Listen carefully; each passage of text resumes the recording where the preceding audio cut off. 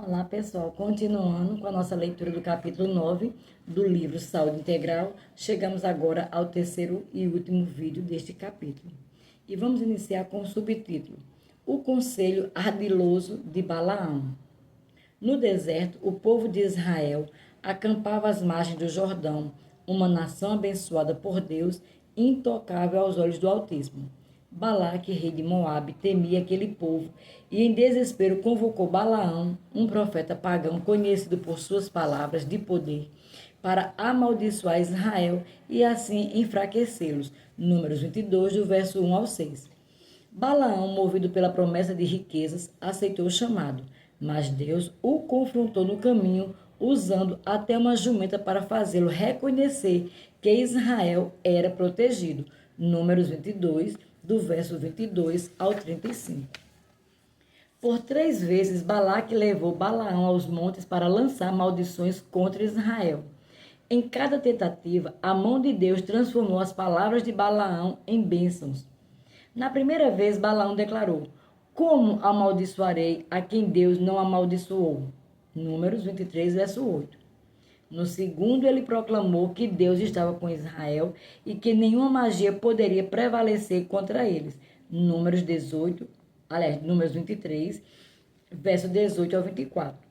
Na terceira vez, Balaão exalta a beleza dos acampamentos de Israel e sua proteção divina.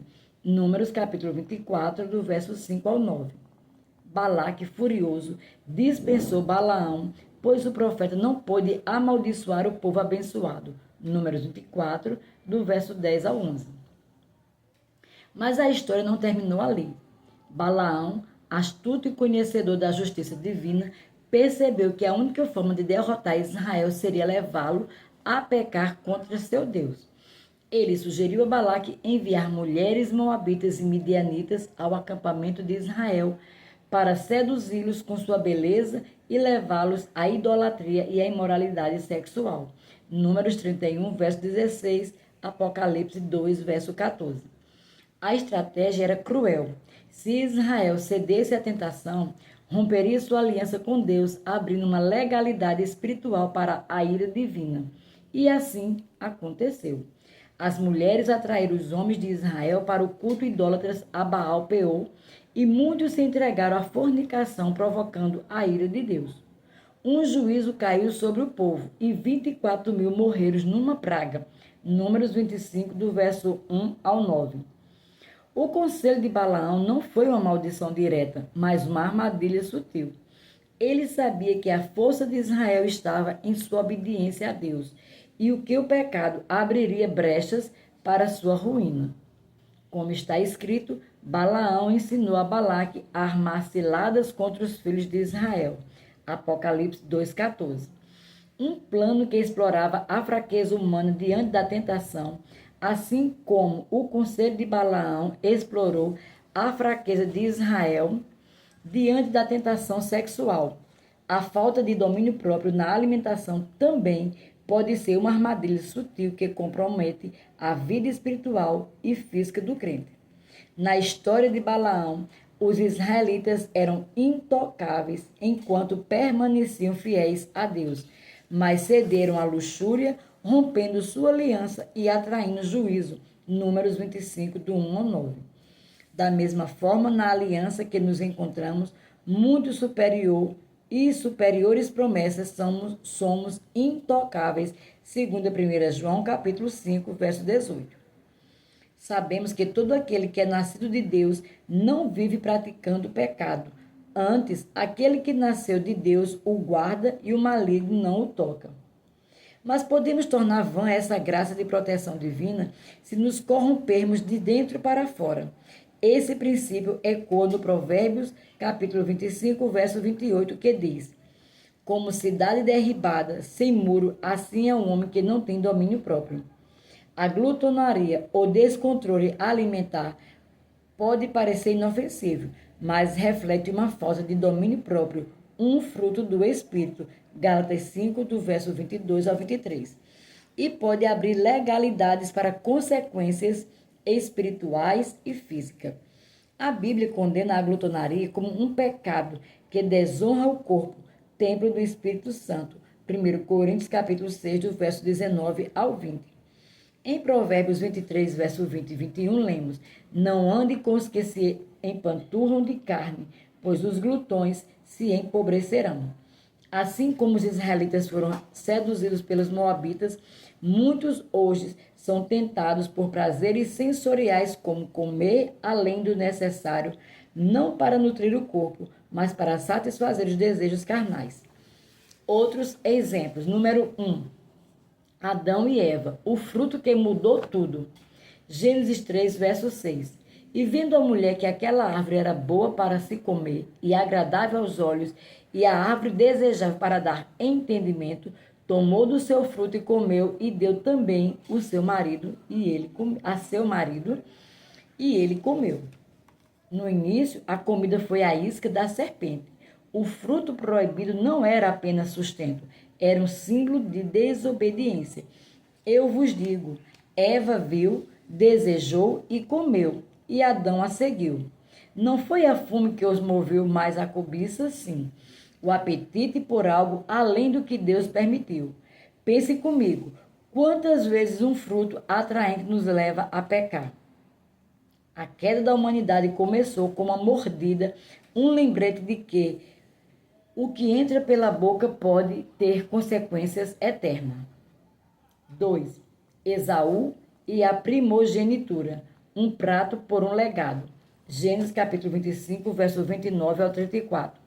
E Jacó cozinhou um guisado, e veio Esaú do campo faminto. E disse Esaú a Jacó: Deixa-me, peço-te comer desse guisado vermelho, porque estou faminto. E Jacó disse: Vende-me hoje a tua primogenitura. E Esaú disse: Eis que estou a ponto de morrer, de que me servirá a primogenitura? Assim desprezou Esaú a sua primogenitura. Esaú trocou sua herança por um prato de lentilhas. Eu vos pergunto, o que vale mais, um momento de prazer ou um futuro abençoado? Ele estava faminto, sim, mas deixou o apetite governar sua decisão. A comida foi a armadilha que Jacó usou. E Esaú caiu por não dominar seu desejo. Que lição dura! Quantas vezes trocamos bênçãos duradouras por satisfações passageiras à mesa? 3. Os filhos de Eli, abuso dos sacrifícios. 1 Samuel, capítulo 2, do verso 12 ao 17. Ora, os filhos de Eli eram filhos de Belial, não conheciam ao Senhor. E antes que queimassem a gordura, vinha um moço do sacerdote e dizia ao homem que sacrificava: Dá carne de assar para o sacerdote, porque não tomará de ti carne cozida, porém crua. Assim o pecado destes moços era muito grande perante o Senhor, porquanto os homens desprezavam a oferta do Senhor. Ofni e Finéias, filho de Eli, usavam seu papel sacerdotal para satisfazer a gula. Eles exigiam carne crua dos sacrifícios, algo que Deus não ordenara, e profanaram o culto por causa do apetite. Eu vos digo que a comida os levou à queda, não por necessidade, mas por ganância. Esse abuso os fez desprezar o santo e o juízo veio. Será que nosso desejo por mais também nos faz profaná-lo, que é sagrado? 4. Os israelitas no deserto. A rejeição do maná. Números capítulo 11, verso 4 e 6 e o 33 e 34. E o vulgo que estava no meio deles veio a ter grande desejo pelo que os filhos de Israel tornaram a chorar e disseram: Quem nos dará carne a comer? Agora nossa alma se seca. Nenhuma coisa há, senão este maná diante dos nossos olhos. E a ira do Senhor se acendeu grandemente, e aos olhos de Moisés isso pareceu mal. E chamou-se o nome daquele lugar Quibrote Ataavá, porquanto ali enterraram o povo que teve o seu desejo. Os israelitas rejeitaram o maná, o pão de Deus, por cobiçar carne. Eu vos pergunto, quantas vezes desprezamos o que nos sustenta por querer algo mais apetitoso? O desejo desordenado os levou à morte e o lugar foi chamado Túmulos da Cobiça. A comida aqui foi a tentação que revelou um coração ingrato, trazendo juízo que possamos valorizar o que Deus nos dá, sem ceder à murmuração. Número 5. A tentação de Jesus. Pão contra a palavra. Mateus 4, verso 3 e 4. E chegando-se a ele, o tentador disse: Se és filho de Deus, manda que estas pedras se tornem pães. Ele, porém, respondendo, disse: Está escrito: Nem só de pão viverá o homem, mas de toda a palavra que sai da boca de Deus. Após 40 dias de jejum, Jesus foi tentado a transformar pedras em pão. Eu vos digo, o diabo usou a fome como arma, mas Jesus venceu com a palavra. Diferente de Adão e Eva, ele dominou o apetite, mostrando que o verdadeiro sustento vem de Deus, não de pão. Que exemplo! Quando a comida nos tenta, podemos resistir, escolhendo a obediência em vez do impulso. Reflexão: a comida como tentação hoje. Essas histórias nos confrontam. Adão e Eva perderam Éden por um fruto, Esaú sua herança por um guisado, os filhos de Eli seu chamado por carne, os israelitas suas vidas por cobiça, mas Jesus venceu onde outros caíram. Eu vos digo, a comida ainda nos tenta. O chocolate, o pudim, a porção extra são frutos modernos que tentam o nosso domínio.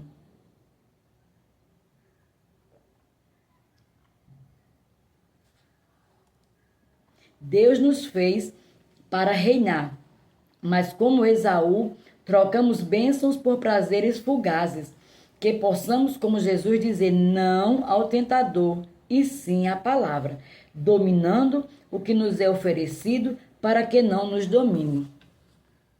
Claro que não estou aqui impondo qualquer conceito radical quanto ao que comer ou beber, afinal somos chamados ao equilíbrio, pois daremos conta do que fizermos naquele dia. Aliás, certo dia estava meditando sobre esse tema e o Espírito Santo me conduziu à correção do apetite desordenado e o dia em que estaremos diante do nosso Senhor e quero compartilhar com vocês esse texto.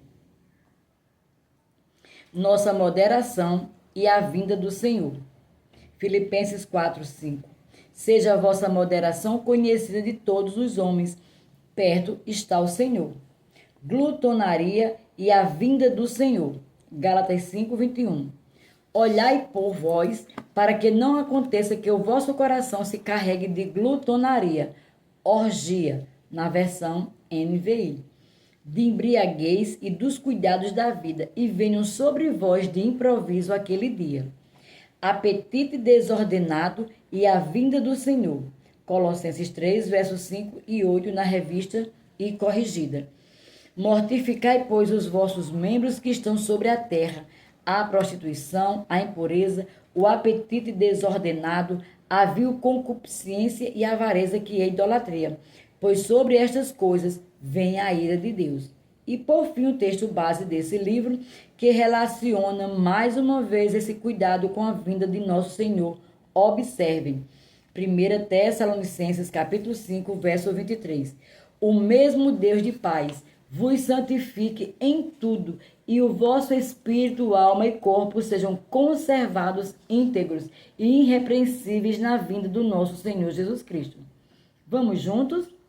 Que cada refeição seja uma vitória, não uma queda, preparando-nos para a vinda do Senhor. Um convite à vida plena. Eu vos convido a sonhar comigo. E se cada refeição fosse um ato de gratidão, não de descontrole? Em Gálatas 2, verso 20, Paulo diz: Já não sou eu quem vive, mas Cristo vive em mim. Que nossa vida, até o que comemos, reflita isso. Não é sobre culpa, mas sobre liberdade. Liberdade para cuidar do corpo, para viver mais e melhor, para sermos testemunhas vivas do poder de Deus. Vamos juntos? Que tal começarmos hoje com pequenas escolhas que honrem o templo que somos? Porque no fim queremos uma vida longa, sim, mas uma vida que brilhe para o Criador, cheia de força, fé e propósito. E aqui concluímos o capítulo 9. Fiquem na prática desta palavra.